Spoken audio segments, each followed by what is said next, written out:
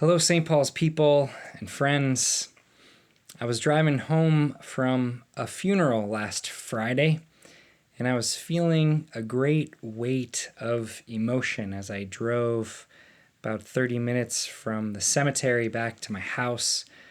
The funeral was hard. On top of that, the country had just counted 100,000 humans dead from COVID. And then the same day as that funeral news was pouring in after the killing of George Floyd, the pain and the grief, the destruction, the fires that followed. My brother's been serving as a chaplain in the streets and sending updates.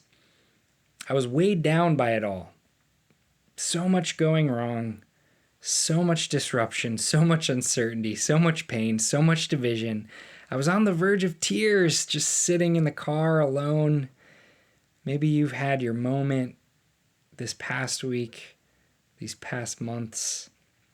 The floodgates didn't open for me, but a memory came flooding back. It was the year after college. I sang with this choir. It was made up of a lot of excellent musicians. They were all better than I was. I was there when I was living and working in the Twin Cities for a year after college.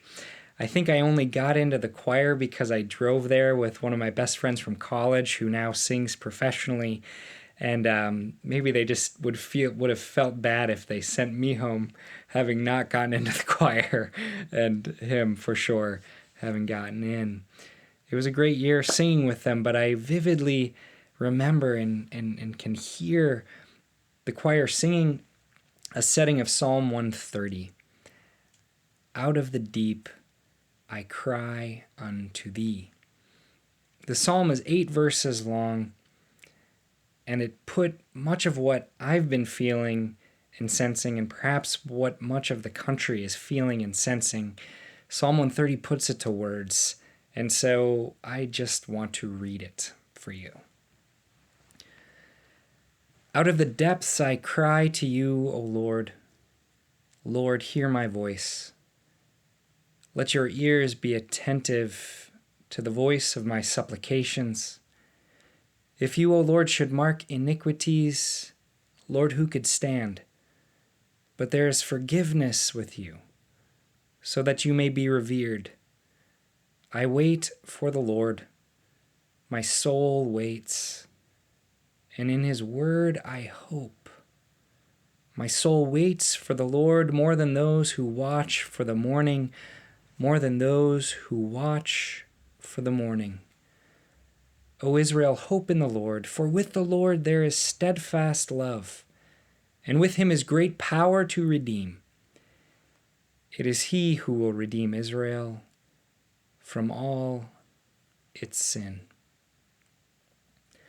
I encourage you to read, to meditate on this psalm for the days ahead. Mark it in your Bible. Commit 1 or 2 of the verses or all of them to memory. Verse 1, out of the deep I cry unto you, O Lord. Verse 7, hope in the Lord. For with the Lord there is great power to redeem.